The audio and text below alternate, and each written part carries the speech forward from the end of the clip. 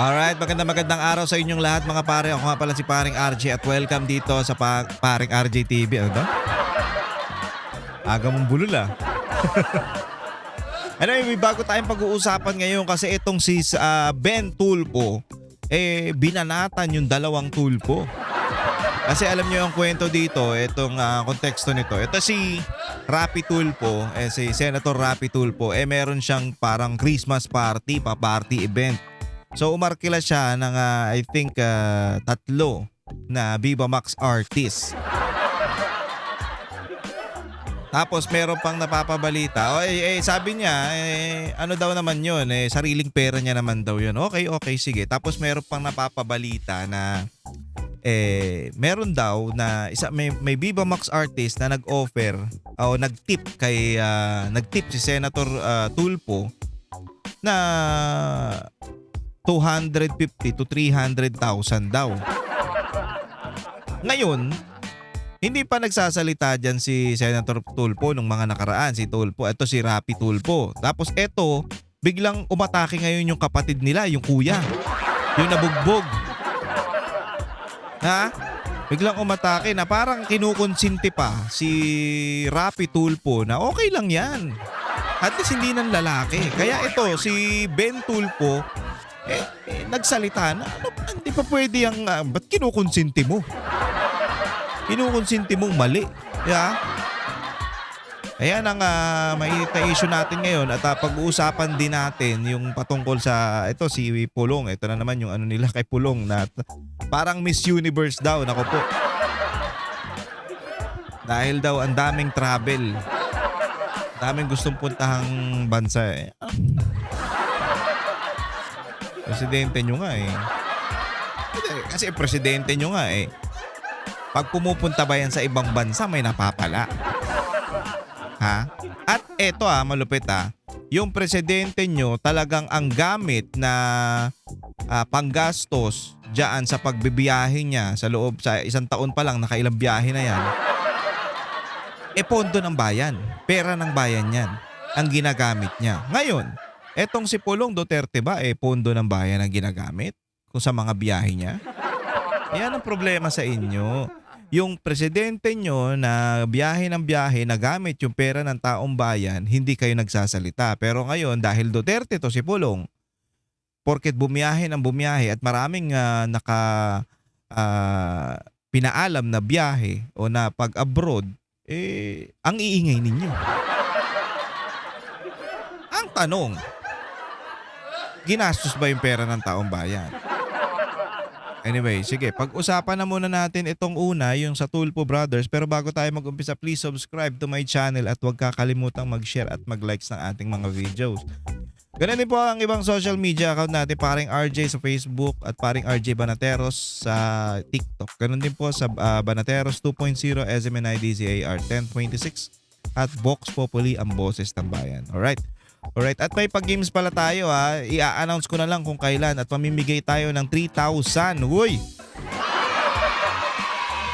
Hindi isa 500 lang. Kumbaga total ng 3,000 ang ipamimigay natin. 6 ang mananalo ng taga 500 pesos dito sa YouTube at doon naman 3,000 ulit sa Facebook. Mananalo ng tigpa 500. So 12 yung mananalo niya na 12 person ang mananalo ng 500 pesos. I-announce ko na lang kung kailan at iniisip ko pa kung anong pwede nating pag-games Wala maiisip Nag-iisip ako ng mga question at siyempre abangan nyo lang yan lagi dito sa aking channel at i-announce ko yan. So sa mga hindi live tayo niyan, live tayo niyan. Hindi bang live lang? Wag live na live. I-announce ko sa inyo yan sa mga darating na araw, Anyway. Sige, umpisahan na natin to mga pare para magkabakbakan na. Konsentador ka sa mga gawaing mali. Hoy! Tapos bibigyan mo pa ng dahilan na ang mali ay tama. Okay lang ang babae, wag lang ang lalaki. Kung gawain mo at estilo mo yan, magwala ka hanggat gusto mo, wag mo kaming idamay. Kung sino yung may issue sa pamilya, Yun. siya lang ang magsasalita. Kasi siya ang may karapatan magsalita, siya yung nadadawit. Hindi yung nakikiangkas ka lang, Yun. makikisakay ka. Gusto mong sumakay sa pangalan dahil kapangalan mo, kaapelyido mo, Tulfo ka. Yan ang problema dito kay Montulfo. Ang daldal kasi nito. Although kapatid nila yan, pero kasi medyo malayo sa ugali nila eh. Para masyadong, alam mo yun, masyadong palingkerong, hindi mo maintindihan. Eto hindi ko pinagtatanggol si Rapi Tulfo hindi, wala akong pakialam doon. Ang point dito, mali na nga yung kapatid mo. Kinukonsinti mo pa. Kaya nga ito si Ben Tulfo, kaya nga idol natin to eh. Kasi putyang ina, ang layo nito sa ugali ng mga kapatid niya. Lalo na dito kay Montulfo. Putyang ina, mali na nga, gina-justify mo pa na yung pwede, hindi naman yun At least hindi ng lalaki. Gago, di ba? Pero tayo ka muna. Kami po nagsasabi noon pa man, nahihiya na po kami sa pinagagawa ng isang kapatid po namin. Kaiba po kami, magkaibang larangan po namin. Ako po yung nandito ngayon, napapanood nyo. At marami pa po kayo mapapanood sa mga advocacy at nilalaban po namin. Kung ano yung tama, yun pong papairal natin. Yan. Kami po sa Bitag, hindi po namin Ito, inaano niya yung sarili niya. Ito, ako to. Hindi niya pinagtatanggol yung ibang kapatid niya kasi yung iba dyan porket Tulfo lahat na ganon. Hindi naman dapat ganon. Ibase natin dun sa personalidad mismo nung isang tao. Hindi porket apelido, okay na. Yung kumbaga, ganon na kagad. So ibase pa rin natin sa nila, sa pagkatao nila. Kasi ang problema dun sa Remulla naman, pare-pares kasi sila ugali. kinukonsente yung mga gawaing mali. Na again, hindi ko sinasabing mali po yung kapatid ko at guilty po siya. Hindi po. Isa lang po ang pamantay ng bitag. Ang mali ay mali. Okay? Kung totoo man, kasi hanggat hindi natin napakinggan yung panig ng taong ayaw magsalita o hindi nagsasalita o wala siyang pakialam magsalita, ang konsekwensya ay sa kanya. Your choice, your consequence kasi ayaw mo magsalita. Okay. At may karapatan ka So, yun yung sinasabi nito ni Ben Tulfo na kung ayaw niya magsalita, problema niya na yun. Consequence niya yun. Babatuhin siya ng babatuhin. Babatikusin siya ng babatikusin hanggat hindi niya sinasagot yung mga bagay na yun. O yung mga masasabi natin na ibinibintang sa kanya. 'Di ba? Hangga't hindi niya sinasagot yung problema niya yun. Ang problema, ang nagiging matinding dito, bad trip dito, yung kapatid nilang yung kuya, yung Ramon Tulfo. Lalo tuloy, hindi kasi ganito yan pag sumausaw ka, lalong nagiging, alam mo yun, lalong nagiging masama yung, tignan mo, lalo nang tumodo yung kasamaan nung ni Rapi. Hindi pa nga siya nasagot, nahusgahan na siya. Kaya, syempre, gano'n naman dito sa atin. Hindi ko pinagtatanggol si Rapi dito Hindi pa nga siya sumasagot doon sa mga akusasyon sa kanya. Etong kapatid na si Mon Tulfo, umatake na. Ano naman? Biglang gumanon, di ba? Unang-una, kapatid ka, malaki yung niyan, impact niyan sa'yo kahit wala kang kwenta. Malaki ang impact niyan dun sa mga Tulfo. Kahit wala kang silbi, kahit wala kang kwenta. Hindi ka naman, hindi ka naman, for example, katulad sa amin. Hindi naman hindi naman ako Duterte. Hindi naman apelyido ko Duterte So pag nagsalita ko, pag pinagtanggol ko si BP Sara, walang epekto masyado yun.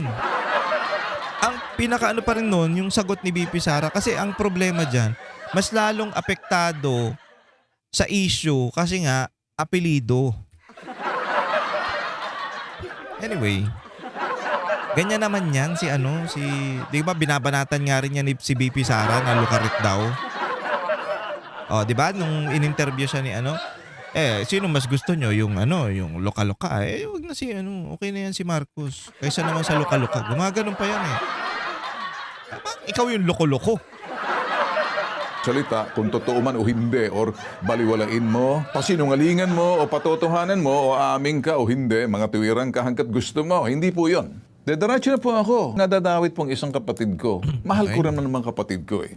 Bagamat kuminsan nakikita nyo, nagsasalita ako rito, hindi dahil sinusuka ko, hindi, magkaiba lang po siguro yung aming mga, dahil ikaw nasa larangan, yan ang trabaho mo. Ako, pwede rin akong pintasan, pwede rin po akong pagsabihan. Yung pong isa sa mga kapatid magsasalita para doon sa kapatid na hindi naman siya designated spokesperson. Nagets nyo?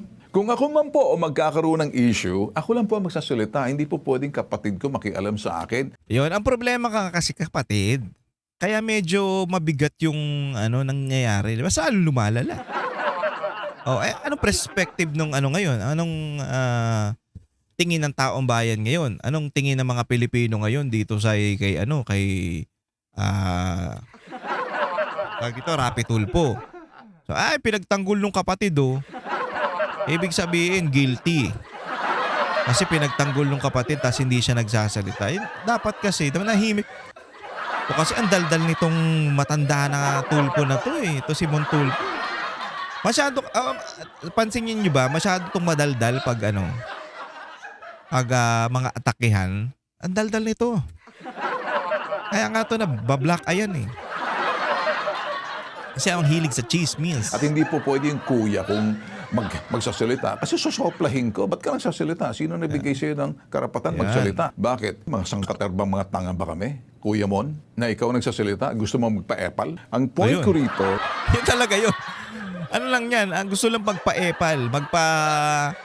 Kumbaga magpasikat kasi nalalaos na siya laos na yan. Si Mon Tulfo, laos na yan Lubog na nga yan. Ewan ko nga bakit biglang lumitaw na naman yan Kaya sinabi nito ni Ben na huwag ka nang umepal. Huwag ka na masyado magpa-epal. Sumasakay ka pa dun sa mga pangalan ng Tulfo. Tulfo ka, oo, pero ang layo mo sa amin. Parang ganun.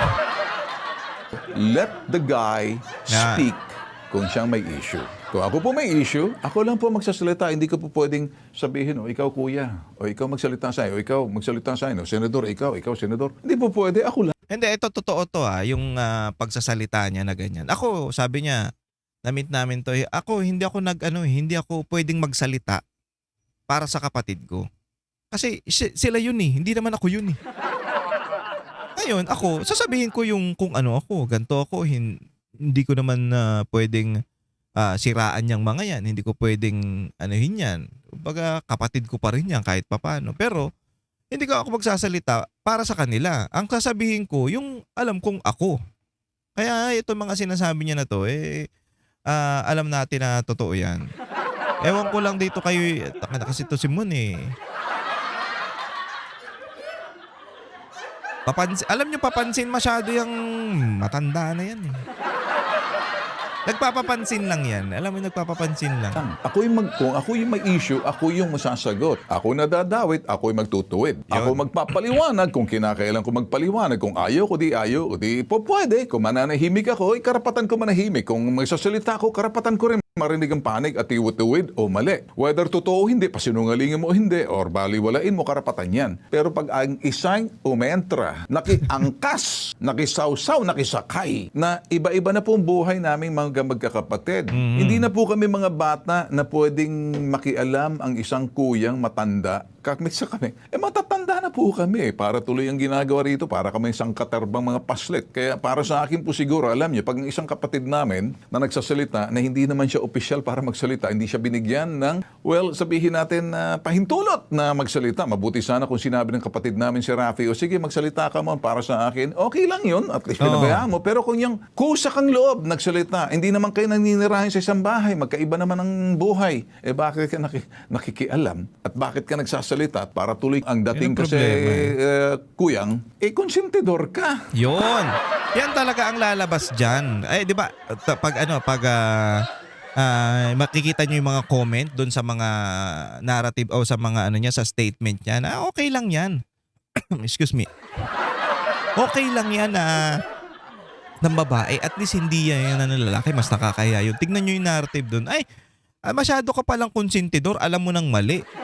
Kinukonsinti mo pa. Ayun yung mga comment doon. So, imbes na hindi lumala, Imbes na hintayin natin si Rapi Tulfo na magsalita patungkol sa mga issue niya, inatake mo na ngayon. Mas lumala na ngayon yung issue kasi ikaw na kuya, konsentidor ka sa ginagawang mali ng kapatid mo. Ganun eh. Daldal kasi eh. Konsentador ka sa mga gawaing mali. Yun Oo. ba yun? Tapos bibigyan mo pa ng dahilan na ang mali ay tama, okay lang mang babae, wag lang mang lalaki. Anong ibig sabihin noon? Kung gawain mo at Oo. estilo mo yan, magwala ka hanggat gusto mo, wag mo kaming idamay. Wag Yun. mo kaming isama doon sa ipagtatanggol mo dahil di ka tagapagtanggol namin. Marunong kami magtanggol. Sometimes just shut up and then mind Shut your up. own business. Hindi na pinag-uusapan dito dahil Shut up. hindi na kami mga paslit, kami magkakapatid. Whether yung dalawang senador o ako, lalo na ako, iba ako, nagsasalita ako. Kaya ikaw, kuya, shut up. Magtanim ka na ng kamote sa bukid, nandoon ka na lang, magretiro ka na, the sun's going down, and then gracefully grow old. Manahimik ka na lang. Ay, alam mo kasi, hindi ko alam ba't ini-interview pa ng ilang mga ano to si Montulfo eh. Huwag na. Matanda ka na, you grow old. Tumanda ka ng matino. Tumanda ka ng wag pa. Kasi tumatandang paurong to eh. Yun ang nagiging problema eh. 'Di ba? Imbis na tumanda ka na, alam mo yun, na ayusin yung, alam ko nang mali ito eh. Dapat hindi ko to kinukonsente. Hindi na ako magsasalita dito. At kausapin ko na lang mismo yung kapatid ko. Hindi, nag-ano pa siya eh, pamidya. Yan! Kita mo kagago, di ba? Alam mo nang matanda ka na nga, ganyan pa yung style mo. Hindi para kang gago. Ay, nako, ewan ko sa iyo. Hindi kayo nalalayo ni Remulla. Para kayong magkatropa niyan. Anyway, sige, panoorin natin itong kay Pulong. Pero walang naimik dito si Auntie Claire.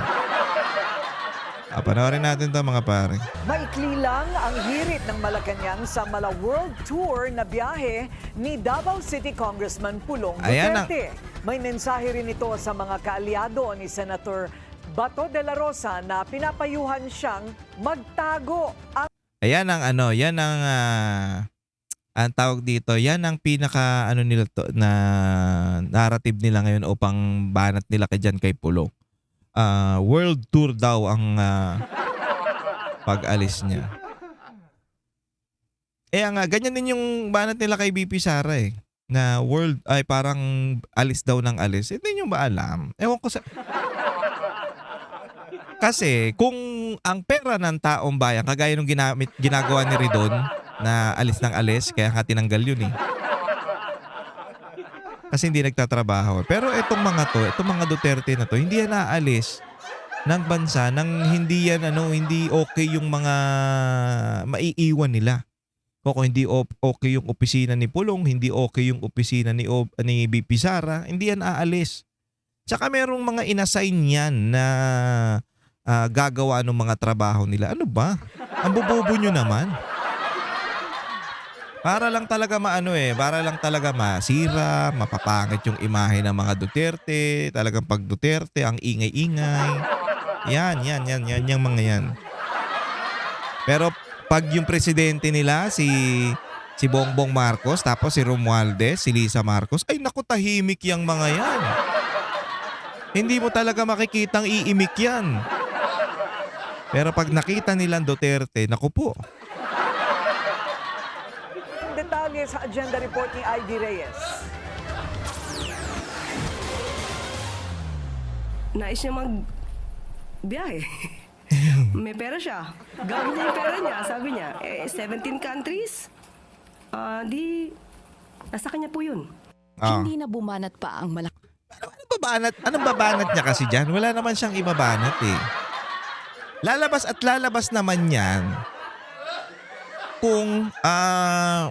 kung yung pera nila ang magagamit o kay OBP nga eh. Minsan sabi niya, may official official travel tayo. Kailangan natin lumabas ng bansa pero hindi sinasagot ko yung mga iba kong yung sa akin pag official, ako lang yung sasagutin ng opisina. Pero yung ibang mga sinasama ko na hindi na kailangan sagutin ng opisina, sariling gastos ko yun. So ibig sabihin, hindi sila gagawa ng magre-reflect yan yung gastos nila kung talagang gumastos sila o ginamit nila yung pondo ng bayan. Magre-reflect yan. Kaya walang problema. Kahit pumunta pa yan ng Saturn sila. Sino ba pinakamalapit sa atin? Mercury? Drugstore? Mercury Drugstore? Mars? Kahit saan pa yan pumunta, basta hindi gagamitin ng pera ng taong bayan kung hindi official yung biyahe nila. Pero pag official naman, okay lang yun. Walang problema dun. Basta naka-indicate kung official o hindi. Walang problema.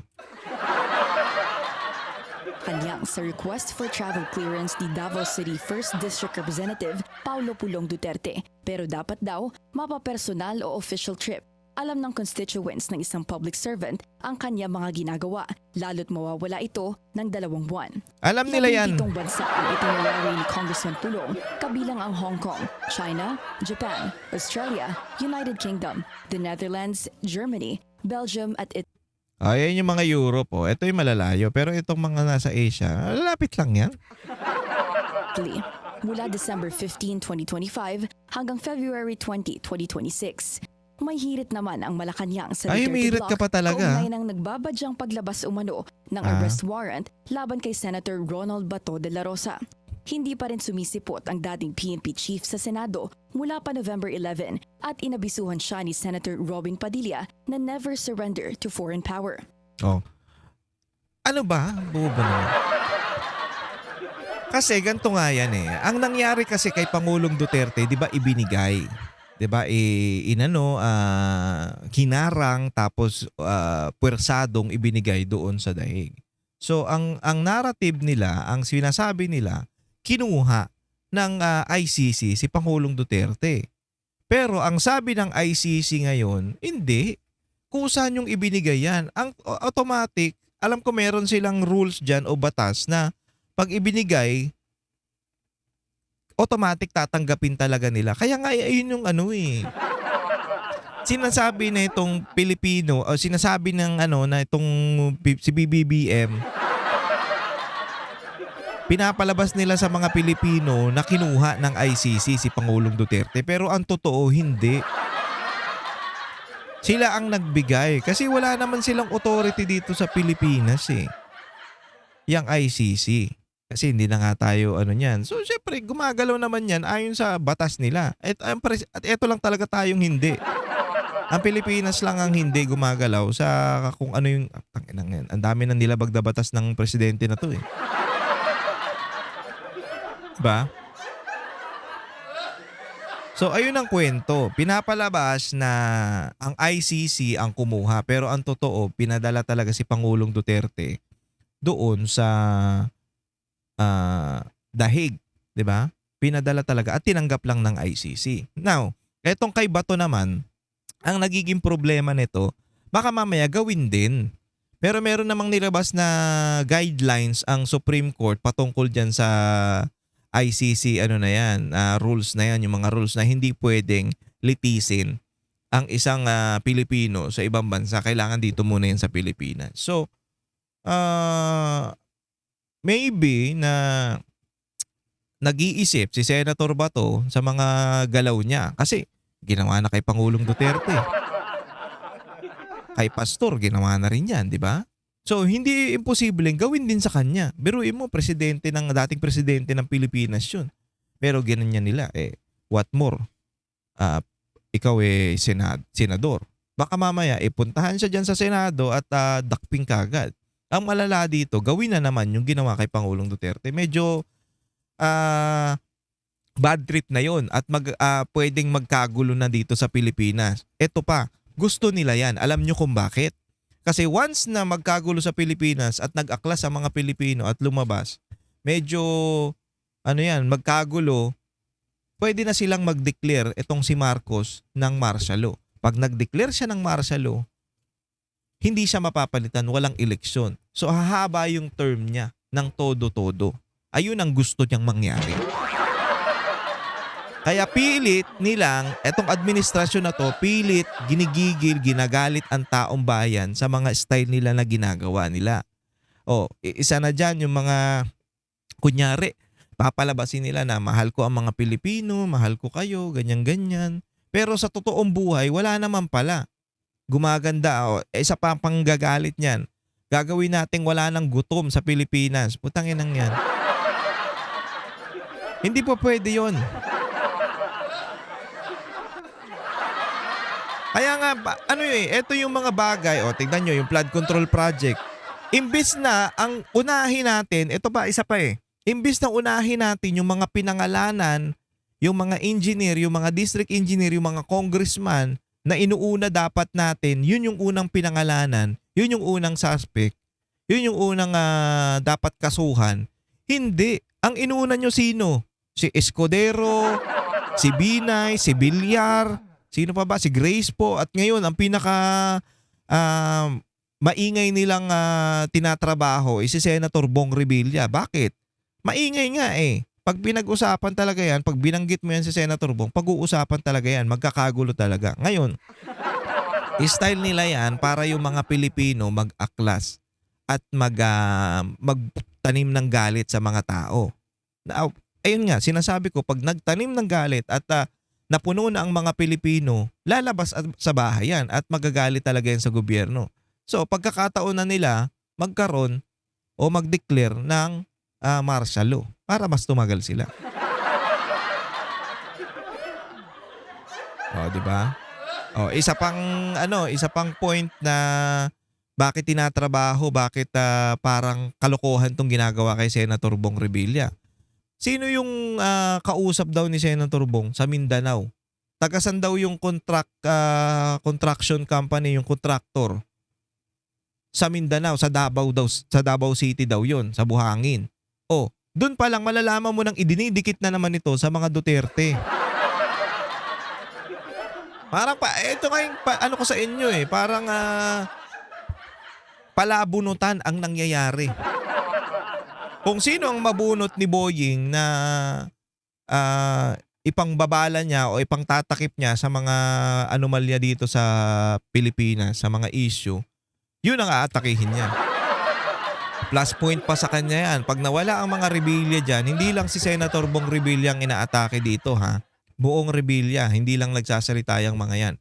Pero pag plus point sa kanya, pag nawala ang Revilla dyan sa Cavite, plus point nga sa kanya kasi makakatakbo na yung ibang Remulla.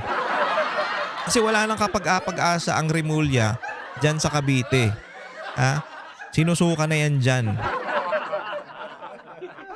Mas maraming nagawa ang Revilla kaysa, sabi ko nga sa inyo, i-research ninyo hindi ko na kailangan i-spoon feed pa sa inyo. Mag-research lang kayo, lalabas na yung mga project ng mga Revilla dyan sa Cavite.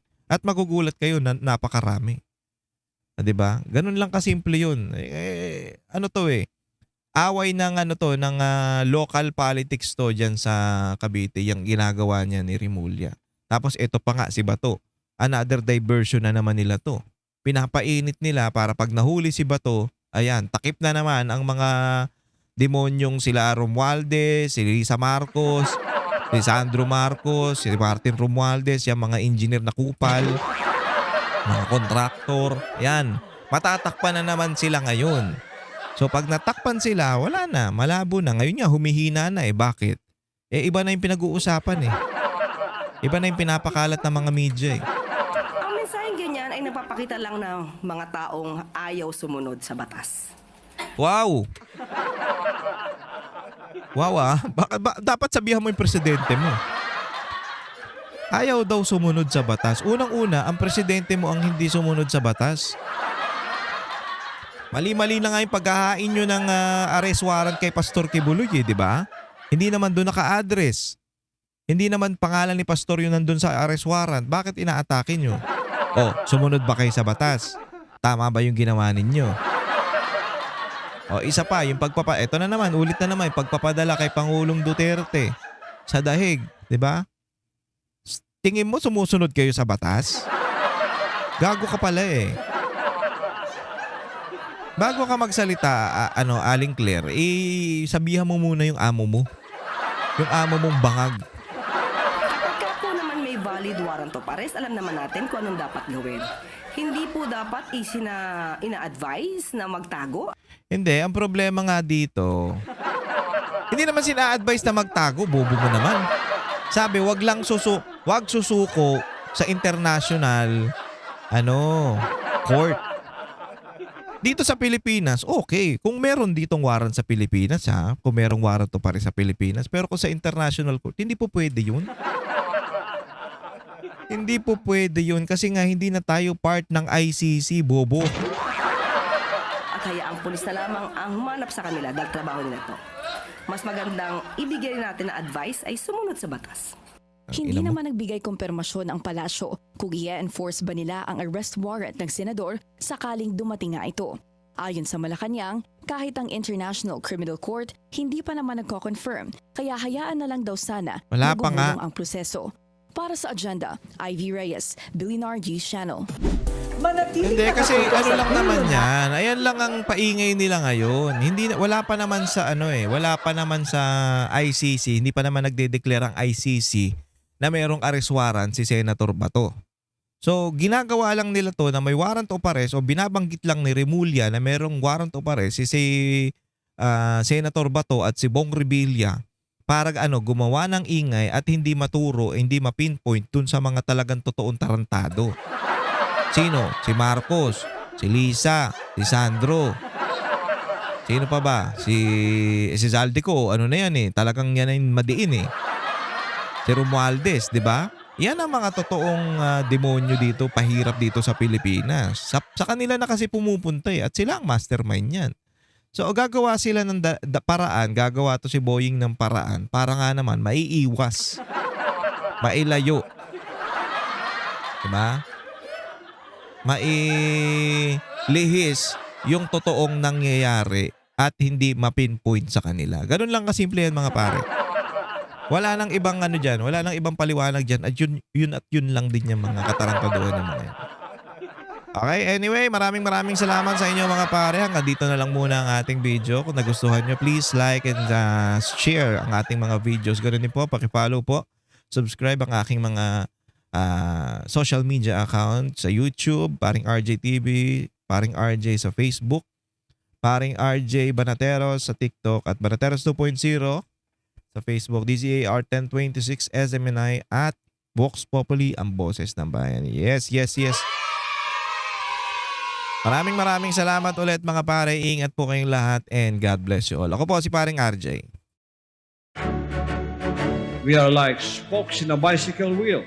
The body is likened unto a bicycle wheel where there are spokes that all go out from the center. Binigyan tayo ng ating Ama ng pagkakataon na bumangon bilang isang bansa. Hindi na tayo nagkakanya-kanya, ngunit ang bawat isa sa atin ay nagkaroon ng binhi ng pagkakaisa. Di natin alintana ang anumang pagkabahabahagi. Tayong lahat ay Pilipino, matibay at matatag, anumang bagyo at pagsubok ang ating hinaharap. Tayong lahat ay mayroong pag-ibig sa Diyos at pagmamahal sa kapwa. At may iisang pananaw upang umunlad ang bawat Pilipino.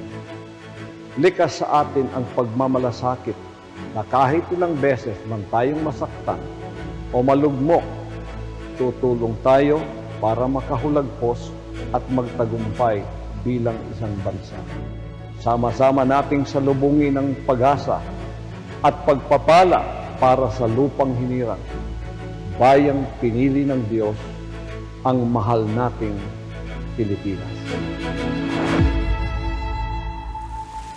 Liwanag ng Pasko.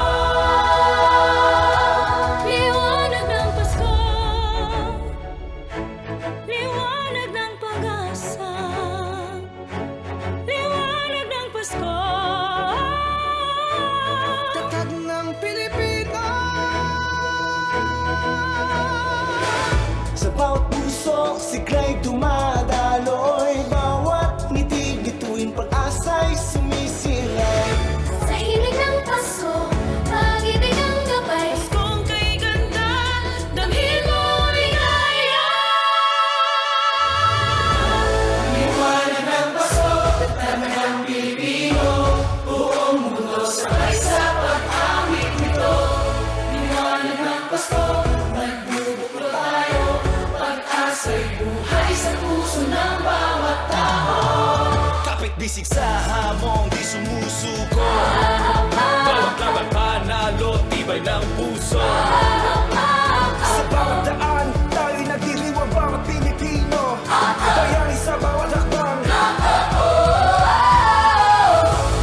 Liwanag ng Pasko, tatag ng Pilipino. Sa liwanag, pag-asa'y nabubuo. Liwanag ng Pasko, tibay ng bawat tao. Sa pag-ibig, lahat ay nagbabago. Tuloy ang pag-asa, di na mapipigil. Tuloy ang pag-asa, di na mapipigil. Liwanag ng Pasko sa puso'y nagningning. Oh, yeah. Kapit bisig sa hamon, di sumusuko. Bawat laban panalo, tibay ng puso. Sa bawat daan, tayo'y nagdiriwang bawat Pilipino. Bayani sa bawat hakbang. Liwanag ng Pasko, tatag ng Pilipino. Sa liwanag, pag-asa'y nabubuo. Liwanag ng Pasko, tibay ng bawat tao. Sa pag-ibig, lahat ay nagbabago. Tuloy ang pag-asa, di na mapipigil. Tuloy ang pag-asa, di na mapipigil. Liwanag ng Pasko sa puso'y nagningning. Oh, yeah. Tibay ng bayan, sabay sa hakbang. Bawat Pilipino, bayani sa pagbangon. Sabay ang tinig, sabay ang galaw. Taas ang kamay, pag-ibig ang sayaw. Tibay pag-asa, isa ang sigaw. Liwanag ng Pasko, tatag ng Pilipino. Di matitinag, di sumusuko. Tatag na may ulat sa lahat ng panahon.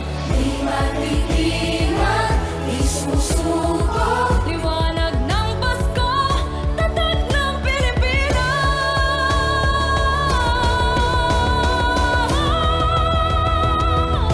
Kumingin ang bituin, siboy ng magkalangit.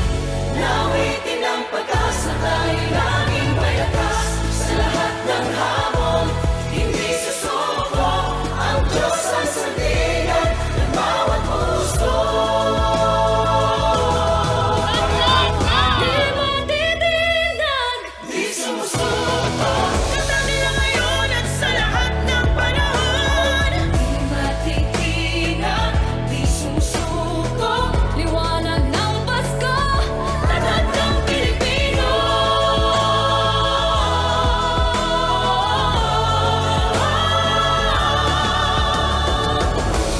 Liwanag ng Pasko, tatag ng Pilipino.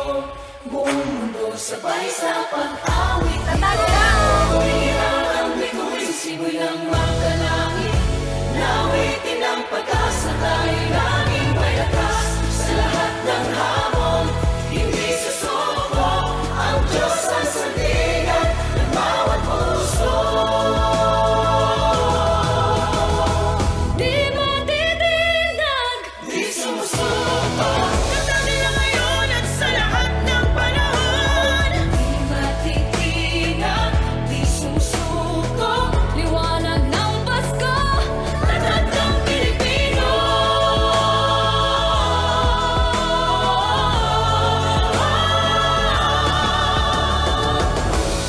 Liwanag ng Pasko, tatag ng Pilipino. Buong mundo sabay sa pag-awit nito. Liwanag ng Pasko, nagbubukod tayo. Pag-asa'y buhay sa puso ng bawat tao. Liwanag ng Pasko,